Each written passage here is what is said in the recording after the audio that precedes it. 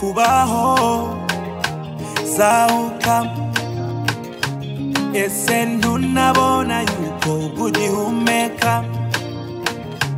icyubereyeho ari ukuzahamya kukuboko k'Uwiteka ari mudahusha ugiye kuba igitaramo cyiza mu mahanga uwabona kudandabira ntuzamuheka umuhiga Imana yahise irawiguye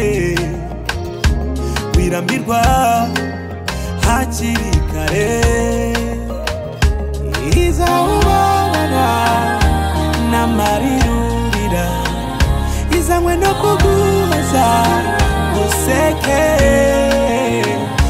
humura uriwe ntacyo uzabura uzaba umuhamya ukomeye w'imbaraga ze rambura amaboko yawe maze uyambire gutabarwa kwawe tambutsa icyifuzo cyawe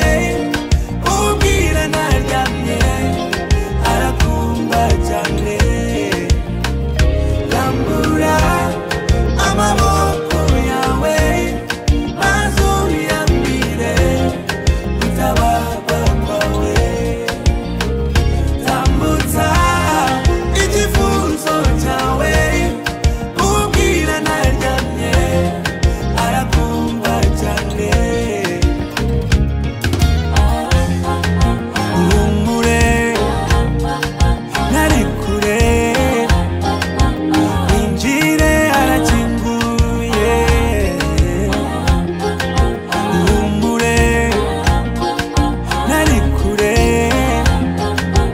winjire arakinguye ese ntuzi ko ushobozwa byose nawe uduha imbaraga ku musozo w'ibyishimo byacu ntaharaboneka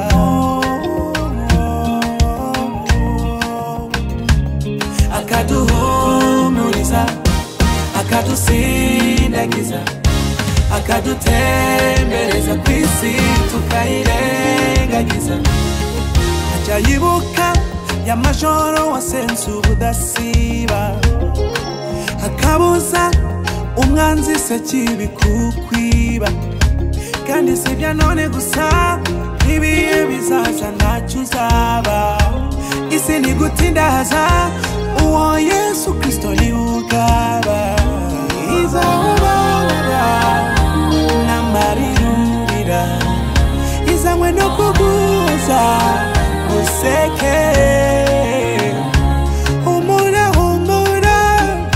uriwe ntacyo uzabura uzaba umuhamya ukomeye w'imbaraga ze rambura amaboko yawe maze uyambire gutabarwa kwawe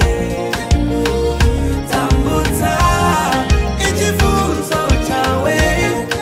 ubwira ntaryamye arakumva cyane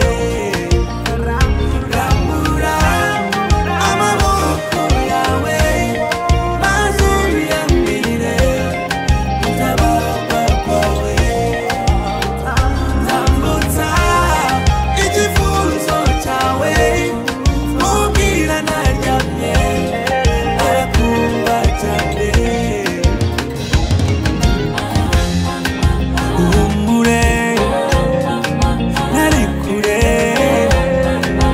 winjire arakinguye uhumure ntari kure winjire arakinguye rambura amaboko yawe maze uyambire gutabarwa kwawe